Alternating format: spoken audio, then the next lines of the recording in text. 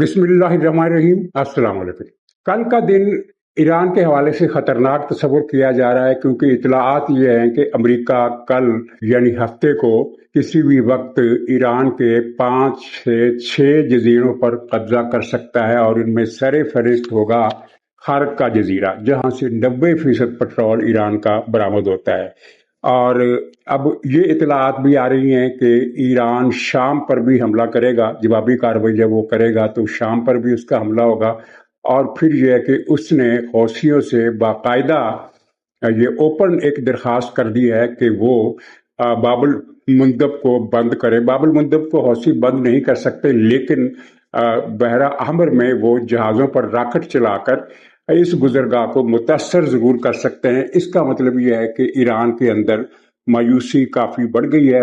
और फिर ईरान के स्पीकर कालीबाफ, जिनको सदर के बाद सबसे ताकतवर हुकूमती ओहदेदार तस्वुर किया जाता है, जो पासदारान का सिस्टम है, उससे अलग जो हुकूमत का सेटअप है, मैं उसकी बात कर रहा हूँ। दूसरे नंबर पर सबसे ताकतवर लीडर जो है वो कालीबाफ हैं। उन्होंने एक खिताब किया है जिसमें कुछ दिलचस्प, बल्कि दिलचस्प का लफ्ज इस्तेमाल नहीं करना चाहिए, कुछ खतरनाक किस्म के इशारे दिए हैं, उन पर भी हम बात करेंगे। और दूसरा मौजू मौलाना फजल रहमान के हवाले से मुख्तलिफ हलकों में नाराजगी का उनसर बहुत शदीद है, और इतला ये है कि उनके लिए अब माफी नहीं है। लेकिन माफी ना होने का मतलब क्या है?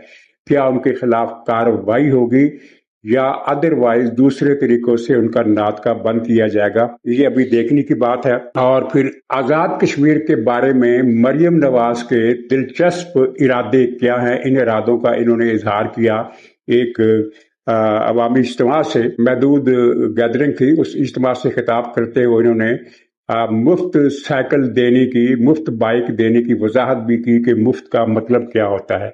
तो इस पर भी हम बात करेंगे। सारे फहरिस्त ईरान का इशू है, और जिस तरह के अमेरिका से खबरें आ रही हैं, कोई सदर ट्रंप का अपना ऐलान नहीं आया, लेकिन अमेरिका से खबरें ये आ रही हैं कि कल वो एक बड़ी कार्रवाई ईरान के खिलाफ कर सकता है। ईरान के खिलाफ कार्रवाइयों का दायरा पहले ही उसने वसी कर दिया है।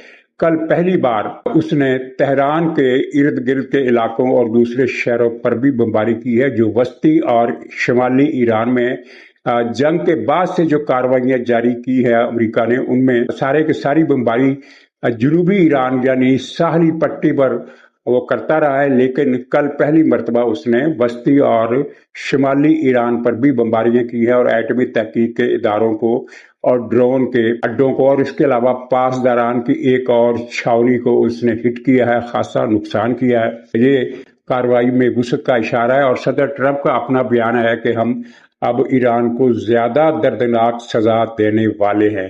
तो कल जिन जजीरों पर कब्जे की खबरें जो आ रही है, वो उनमें कहा जाता है कि 5 से 6 जजीरों पर कब्जा किया जाएगा। खलीज फार्स में ईरान के छोटे बड़े तकरीबन सारे ही छोटे हैं, सिवाय किशिम के, जो एक बड़ा जजीरा है, और जो आपको गल्फ के नक्शे में सबसे पहले वही नजर आता है, जिसकी शक्ल एक ऐसी व्हेल मछली की है जो तैर रही है और जिसका कोहान उभरा हुआ है। कुल जजीरों की तादाद जो ईरान के कब्जे में है, जो ईरान के पास है, उनकी तादाद 35 से भी ज्यादा है। लेकिन जिन जजीरों पर कब्जे का इम्कान है, उनमें सरे फहरिस्त तो ये खार्क जजीरा है, जिसके बारे में आप जानते हैं कि वहां ईरान की 90% से ज्यादा तेल की जो बरामदात है इसी जजीरे से जाती हैं। बाकी बरामदात वो खुश्की के रस्ते सेंट्रल एशिया के रस्ते करता है, या इराक को उसकी पाइपलाइन मुड़ जाती है, और इराक फिर अपने बसरा की बंदरगाह से वहां से वो तेल जाता है। लेकिन 90% इसी खार्क के जजीरे से। और ट्रंप की इस पर बहुत पहले से नजर है। इससे पहले 2 मरतबा ट्रंप ने खार्क जजीरे पर कब्जे का फैसला कर लिया था, और हमले की तारीख भी तय हो गई थी। लेकिन फिर बाद में आखिरी लम्हात पर उसने अपना इरादा बदल लिया, यानी कि खार्क जजीरा 2 मरतबा अमेरिका के कब्जे में आते आते बचा। तो अब ये तीसरी कोशिश हो रही है। देखते हैं कि कल ये होता है या ट्रंप फिर कोई यू टर्न ले लेता है। लेकिन खबरें जो इस मरतबा हैं वो पहले से ज्यादा अग्रेसिव मूड की नजर आती हैं। खार्क जजीरे के अलावा जिन जजीरों के नाम लिए जा रहे हैं कि इन पर कब्जा हो सकता है, उनमें एक टुम्ब का जजीरा है, تمب کے 2 جزیرے ہیں، ایک چھوٹا ایک بڑا، بڑے کو کہتے ہیں تمب بزرگ۔ اس جزیرے کو 2 روز پہلے امریکہ نے تباہ کر دیا تھا کیونکہ جہاں کروز میزائل کے گودام تھے، لیکن اب اس کو بھی قبضے میں لینے کا ارادہ ہے۔ اس کے علاوہ کیش جزیرہ ہے، لارک جزیرہ ہے، سرک جزیرہ ہے، ہرمز جزیرہ ہے، ان جزیروں پر بھی قبضے کی باتیں ہو رہی ہیں۔ اس کے علاوہ کچھ اور نام بھی ہے، ایک نام ہے ہنگم، ایک ہے لارک، ایک ہے مرگی، سری، ابو موسا اور سرور۔ یہ مزید جزیرے ہیں، ان میں سے بھی کسی نہ کسی جزیرے پر قبضہ ہو سکتا ہے۔ کل ملا کر وہ 5 یا 6 جزیروں پر قبضہ کرنا چاہتا ہے، اور یہ ایک اندازہ ہے نقشے کو دیکھ کر کہ وہ 20 میں ناکے لگائے گا ان جزیروں پر، تاکہ ایرانی ساحل کی طرف سے خلیج فارس کی جو سمندری ٹریفک ہے اس کو ہٹ نہ کیا جا سکے۔ اور ہاں، ان میں ایک ہرمز کا جزیرہ بھی ہے جس پر قبضہ ہوگا، کیونکہ ہرمز کا جزیرہ وہ ہے جو آبنائے ہرمز کے بالکل ناکے پر واقع ہے، اور وہاں سے بھی یہ سمندری ٹریفک پر ایران حملے کرتا تھا۔ اچھا، دوسرا، صدر ٹرمپ نے یہ بھی کہا ہے کہ اگر ایک ہفتے کے اندر اب ایک ہفتے کو ان کے اس اعلان کو 3 دن ہو چکے ہیں کہ ایک ہفتے کے اندر ایران نے مذاکرات کی میز پر واپسی کا رستہ اختیار نہ کیا تو ہم ایران کے انفراسٹرکچر کو، یہ جو پانی کا انفراسٹرکچر ہے اور جو توانائی کا یعنی بجلی کا انفراسٹرکچر ہے، اس سے ہم تباہ کر دیں گے۔ اس کے جواب میں ایران نے کہا ہے کہ اگر امریکہ نے ایسا کیا تو ہم عرب ملکوں کے، یعنی اس میں سعودی عرب بھی شامل ہے اور خلیج کی جو ساحلی ریاستیں جتنی ہیں، امارات، کویت، قطر، بحرین، عمان، ان سب کے پانی کے اور بجلی کے پلانٹ تباہ کر دیں گے جوابی کارروائی کے طور پر۔ اس کی لاجک ایران نہیں دے سکا، کیونکہ ایران کا اب تک تو موقف یہ ہے کہ ہم ان ملکوں پر حملے نہیں کرتے۔ کل ہی ان کا بیان آیا کہ ہم پڑوسی ملکوں پر حملے نہیں کرتے، ہم پڑوسی ملکوں میں امریکہ کے اڈوں پر حملے کرتے ہیں۔ امریکہ کے اڈوں پر تو حملے بہت ہی کم وہ کرتا ہے، اس لیے کہ امریکہ کے اڈے جو وہاں ہیں، خاص طور پر بحرین میں، وہاں تو رہ کوئی نہیں گیا۔ امریکہ نے تقریباً خالی کر دیا ہے، وہ جو اس کا بیری بیڑے کا ہیڈ کوارٹر تھا، فلیٹ کا ہیڈ کوارٹر تھا، وہ تو اس نے خالی کر دیا ہے۔ اب اسی پر وہ بمباری کرتا چلا جائے، یہ تو یعنی سمجھ میں نہیں آتی، یہ بات سمجھ میں نہیں آتی۔ اصل میں وہ وہاں سویلین علاقوں اور فوجیوں اور رہائشی مکانات پر حملے کر رہا ہے۔ یہی وہ کام وہ کویت میں کر رہا ہے، اور یہی کام وہ امارات میں بھی کرنے کا ارادہ رکھتا ہے۔ اب جو اس کا بیان آیا، جو اس کے ارادے آئے ہیں کہ وہ ان سب ملکوں کے پانی کے اور بجلی کے پلانٹ تباہ کر دے گا، اور اس کا مطلب یہ ہے کہ وہ ان سارے علاقوں میں لوگوں، شہری آبادیوں کو پانی سے محروم کر دے گا۔ کس بات پر؟ اس لیے کہ امریکہ نے اس کا انفراسٹرکچر تباہ کر دیا ہے، یعنی امریکہ کا بدلہ وہ عرب ملکوں سے لے گا۔ امریکہ سے لینے پر وہ قادر نہیں ہے، اسرائیل سے لینے پر وہ قادر نہیں ہے۔ آپ نے دیکھا کہ حالیہ حملوں کی لہر میں اس نے اسرائیل کی طرف آنکھ اٹھا کر بھی نہیں دیکھا، صرف عرب ملکوں کو نشانہ بنایا جا رہا ہے۔ اور اب وہ شام سے بھی ناراض ہو گیا۔ ہوا یہ ہے کہ یہ پرسوں کی خبر ہے، پرسوں شام کی حکومت نے ایک خفیہ کانوائے پکڑا جو ایران سے لبنان جا رہا تھا۔ شام کا بہت سارا شمالی علاقہ جو ہے وہ بہت ہی بڑا صحرائی اور پتھریلا علاقہ، جہاں اگر کوئی کانوائے ٹرکوں کے گزر رہے ہوں تو ان کی اطلاع نہیں ہوتی، کیونکہ پہاڑوں کے سائے میں خشک بنجر پہاڑی چوٹیاں، سنگلا، خاص طور پر یہ جو دیر الزور کا علاقہ ہے مشرقی اور شمالی شام کا، یہاں سے تو گزرتے ٹرک آسمان سے ہوائی جہازوں کے ذریعے بھی دکھائی نہیں دیتے۔ تو لبنان کو جو سپلائی جاری تھی وہ ایران کی طرف سے بدستور جاری تھی، اس بات کے باوجود کہ شام میں اب حکومت بدل چکی ہے، لیکن یہ سپلائی جاری تھی تو انہوں نے پھر ریکی بڑھا دی شام کی حکومت نے، اور پرسوں انہوں نے ایک قافلہ پکڑ لیا جس میں حزب اللہ کے لیے بہت سارا اسلحہ شامل تھا۔ 100 سے زیادہ ڈرون طیارے تھے، اس کے علاوہ راکٹ تھے، میزائل تھے، اور گولہ بارود، خودکار رائفلیں، مارٹر توپیں، گرینیڈ اور دوسرے پرزے، یعنی کہ یہ اچھی خاصی کھیپ تھی، کوئی معمولی کھیپ نہیں، 100 ڈرون طیارے۔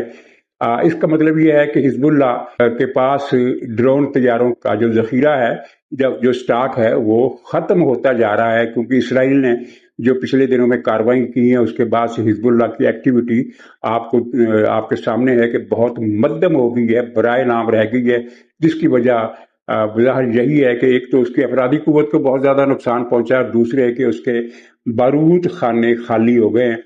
تو یہ بارود خانہ بھرنے کے لیے ایران نے یہ کانوائے روانہ کیا۔ ظاہر ہے کہ یہ ایک غیر قانونی کانوائے تھا۔ عراق کی حکومت کی نظر سے بھی یہ آنکھ بچا کر نکلا، کیونکہ عراق کی حکومت یہ اعلان کر چکی ہے کہ ایران کی طرف سے حزب اللہ کو سپلائی ہم نہیں ہونے دیں گے، لیکن عراق کی آنکھ سے یہ چیز اوجھل رہی اور وہاں سے یہ قافلہ نکل کر شام میں پہنچا، اور جب شام میں پہنچا تو اسے پکڑ لیا گیا اور ڈرائیور وغیرہ گرفتار کر لیے گئے جو ان کی زیر حراست ہیں۔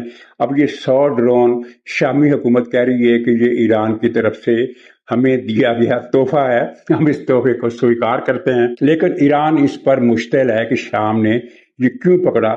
اس اشتعال کی وجہ نہیں بنتی، کوئی لازم نہیں بنتی، اس لیے کہ یہ سپلائی کوئی شامی حکومت کی مرضی یا اجازت سے تو نہیں ہو رہی تھی، غیر قانونی کارروائی تھی، جسے آپ سمگلنگ بھی کہہ سکتے ہیں، اور معاملہ ہتھیاروں کا ہو تو اسے آپ دخل در اندازی بھی کہہ سکتے ہیں، جو کہ ظاہر دنیا کی کوئی حکومت قبول نہیں کرتی، برداشت نہیں کرتی۔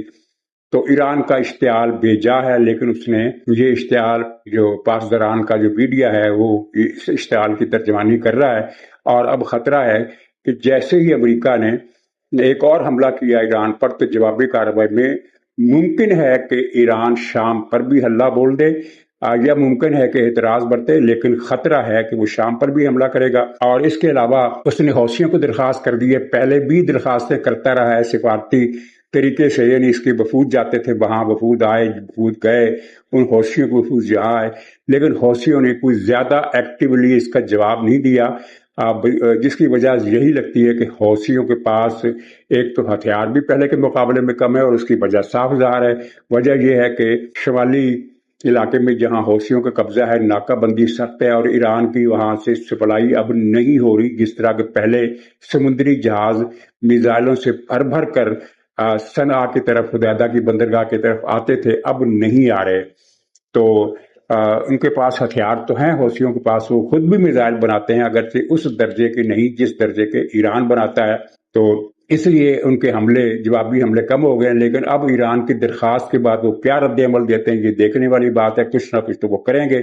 وہ کیا کریں گے؟ وہ بحیرہ احمر سے گزرنے والے جہازوں پر راکٹ ماریں گے، یا ان پر وہ سپیڈ بوٹس ہوتی ہیں ان کے ذریعے حملہ کریں گے۔ ایران کا ٹارگٹ ہے کہ باب المندب کو بند کر دیا جائے۔ باب المندب کو بند یہ حوثی اس لیے نہیں کر سکتے کہ حوثی باب المندب سے کم بھی 100 کلومیٹر اوپر کی طرف بیٹھے ہیں، اور 100 کلومیٹر کے فاصلے سے آ کر وہ باب المندب پر قبضہ نہیں کر سکتے، جس طرح ہرمز کے ساحل پر ایران کا قبضہ ہے۔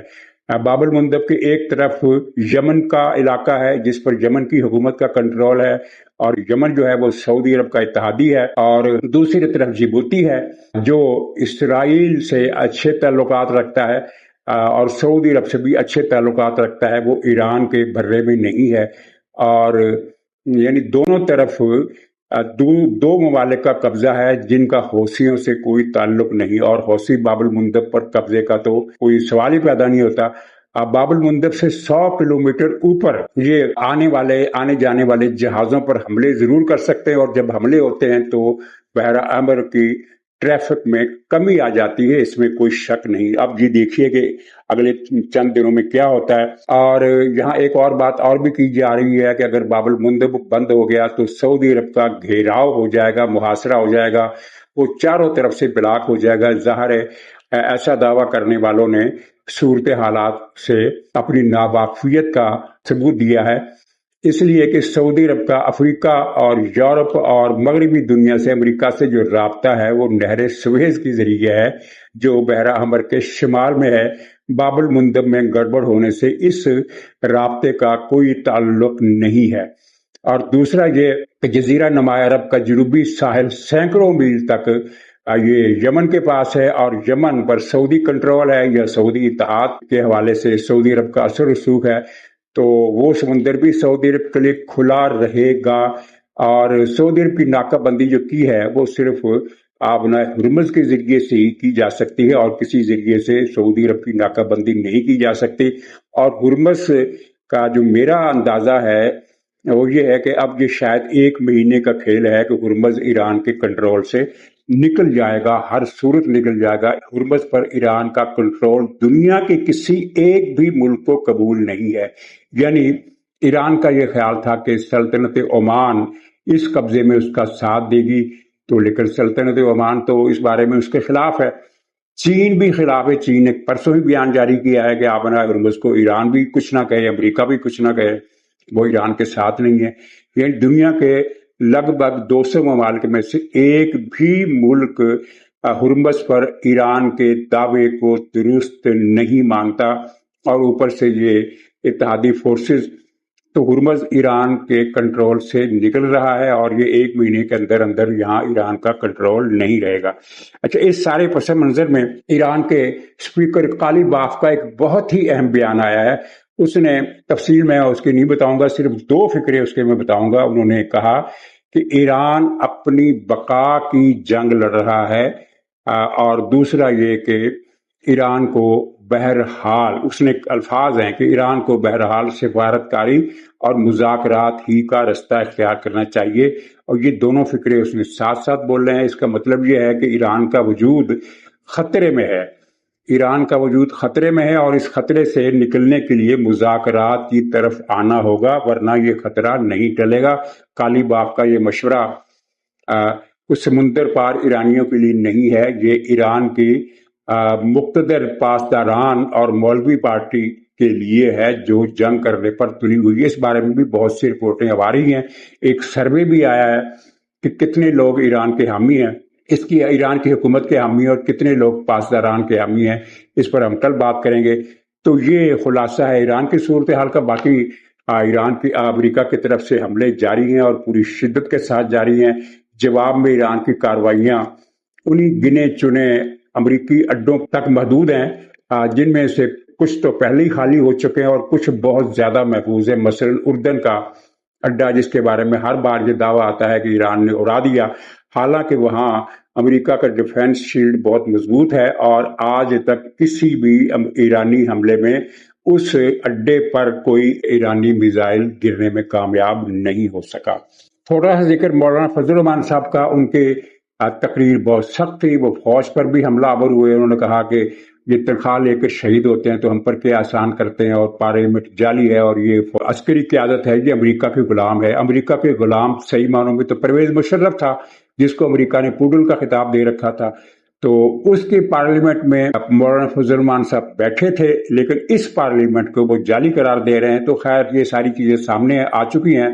اب مقتدر حلقے ناراض ہیں، اور اس حد تک ناراض ہیں کہ وہاں سے تعلق رکھنے والے جو لوگ ہیں، ان کے بیانات سے، ان کی خبروں سے، وہ جو گفتگو کرتے ہیں پرائیویٹلی، ان سے یہ پتہ چلتا ہے کہ وہ حلقے بہت زیادہ ناراض ہیں، اور وہ کہتے ہیں کہ مولانا کو معافی اب نہیں ملے گی، یا کم سے کم ایک لمبی مدت کے لیے معافی نہیں ملے گی۔ لیکن معافی نہ ملنے کا مطلب کیا ہے؟ اگر تم معافی نہ ملنے کا مطلب یہ ہے کہ انہیں گرفتار کر لیا جائے گا، تو میرا خیال ہے ایسا نہیں ہوگا، کیونکہ اس سے مولانا کو فائدہ ہی ہوگا، نقصان نہیں ہوگا۔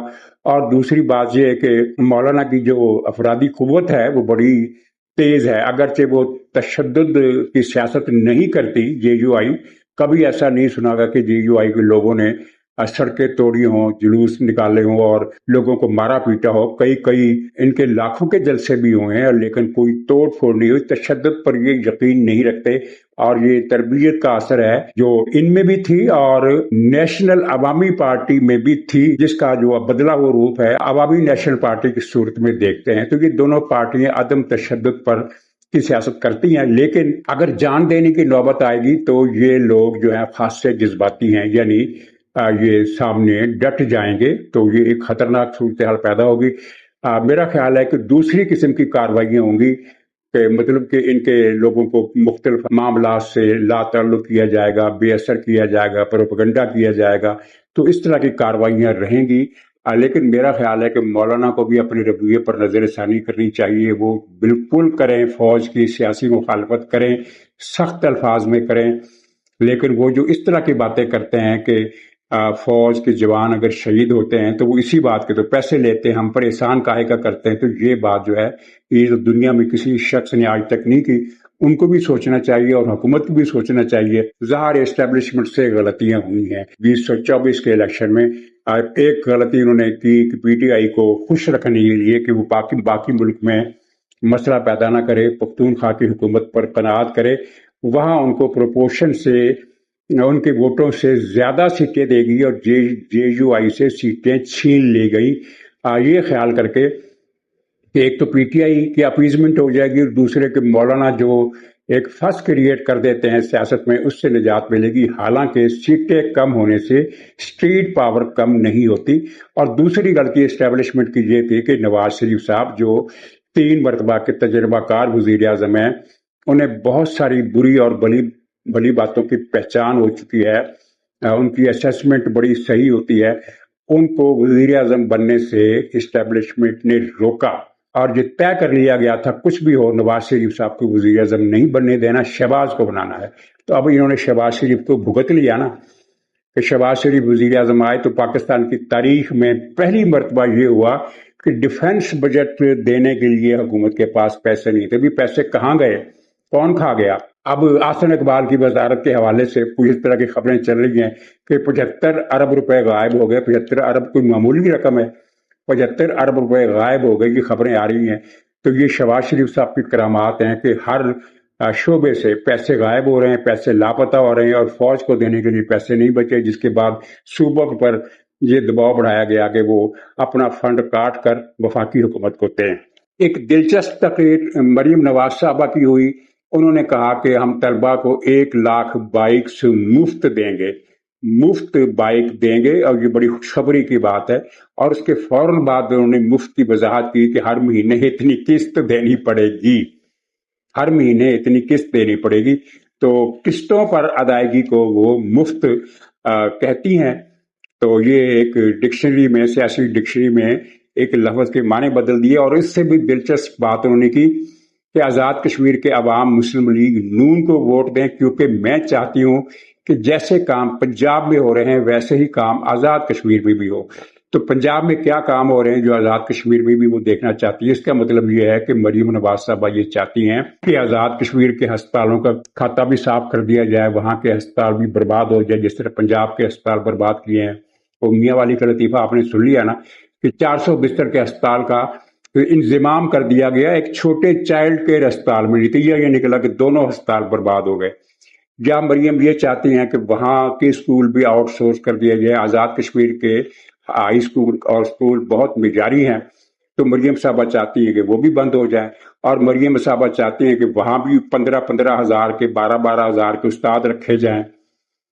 وہاں بھی زراعت، ویسے زراعت تو آزاد کشمیر میں زیادہ نہیں ہے لیکن جتنی ہے وہ بھی ختم ہو جائے جس طرح انہیں پنجاب کی زراعت ختم کر دی ہے. اور وہاں بھی لوگوں کے گھر گرائے جائیں، ان کی دکانیں گرائی جائیں، ان کی مارکیٹیں گرائی جائیں. بےروزگاری، آزاد کشمیر میں روزگار کی شرح پاکستان میں سب سے زیادہ ہے، بلکہ وہاں تو کوئی بےروزگار ہے ہی نہیں. غریب لوگ ضرور ہیں وہاں، بےروزگار کوئی نہیں ہے. تو اب مریم صاحبہ چاہتے ہیں کہ جس طرح آدھا پنجاب بےروزگار انہوں نے کر دیا ہے تو آزاد کشمیر کو بھی بے روزگار کرنا چاہتی ہیں. تو بہرحال مریم نواز صاحب کا یہ ارادے ہیں اور میرا خیال ہے کہ اس تقریر کے بعد آزاد کشمیر میں مسلم لیگ کا سکوپ ختم ہو جائے گا، کیونکہ آزاد کشمیر کے لوگ ڈر جائیں گے کہ یہاں بھی وہی کچھ ہونے والا ہے جو انہوں نے پنجاب میں کیا ہے. تو جس طرح گلگت میں نواز شریف صاحب کی تقریر ایک غلط انداز میں غلط جگہ پر انہوں نے تقریر کی اور اس کا نتیجہ یہ نکلا، کہا جا رہا ہے کہ 2 سیٹیں مسلم لیگ جیتی ہوئی تھی جو ہار گئی اس تقریر کے بعد. تو اب خیر سے آزاد کشمیر سے بھی مریم نے مسلم لیگ نون کا پتہ صاف کر دیا ایسا لگ رہا ہے. ناظرین اجازت دیجیے، انشاءاللہ اگلے ولاگ میں پھر ملاقات ہوگی. تب تک کے لیے خدا حافظ.